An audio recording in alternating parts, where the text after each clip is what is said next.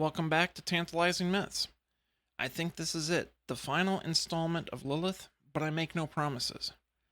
Last time we looked at Beyond the Story, exploring some of the Midrash and the Talmud to deepen our understanding. And this is where we run into something that is quite common in mythology. Those snippets found are not stories themselves, they're essays, guidelines, and notes that try to explain phenomenon. They are an etiology, but not an etiological myth, because we don't have a story yet. These explanations have yet to fully address the why and how. As with those examples from last time, the passages hint at a story such as Nida 24b, a fetus that has the form of a Lilith, a female demon with wings and a human face. Or Shabbat 151b, anyone who sleeps alone in a house will be seized by the evil spirit Lilith. And there's the Genesis, Bereshit, Rabbah 18.4 about dreams that would excite, which might induce in the dreamer erotic thoughts. These hint around some kind of story, but don't piece it together. These are functional pieces of knowledge, attempting what is thought to be wise, practical advice, much like look both ways before crossing the street.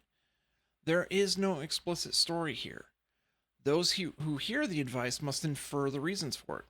Why look both ways? Because you might get hit by a car. In fact, the story had to have started because someone did not look both ways and was hit by a car, and probably died, horribly.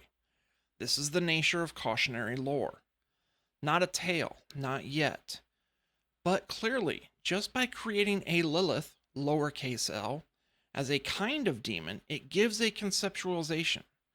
Over years, what was the shape of a female demon eventually becomes the evil spirit Lilith, the name of a specific spirit.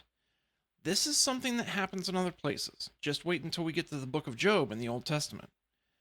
Eventually, as is the case of every kid who had parents or older siblings talk about having to walk to school in the snow, the lore compounds, adding more and more pieces until it reached a saturation point where there was enough for it to become a cohesive story. For Lilith, the pieces were traded throughout the culture for decades, maybe even centuries prior to the composition of the alphabet of Ben Sira. Even then, as we've discussed, it's buried in this etiology about amulets. Lilith wasn't even supposed to be the star of the story. Rather, the three angels were, as their names or likenesses are to be on the amulets. The author just didn't reckon with how compelling a character he made Lilith into. The angels, who are mentioned first in the alphabet, have become background characters. Today, only people who continue the practice of the protective amulets, and weird scholars like me, know the three stooges actually exist.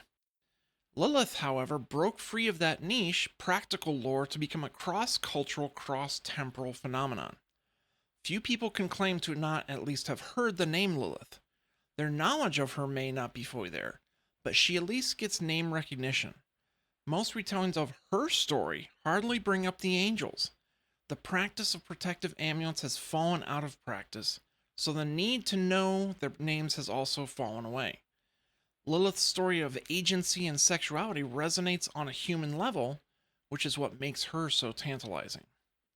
Thank you for joining me on this epic look at Lilith. I can't promise we won't come back to her. That's what she said. Especially if I discover something new or the comments bring up an interesting discussion. See you next time on Tantalizing Myths.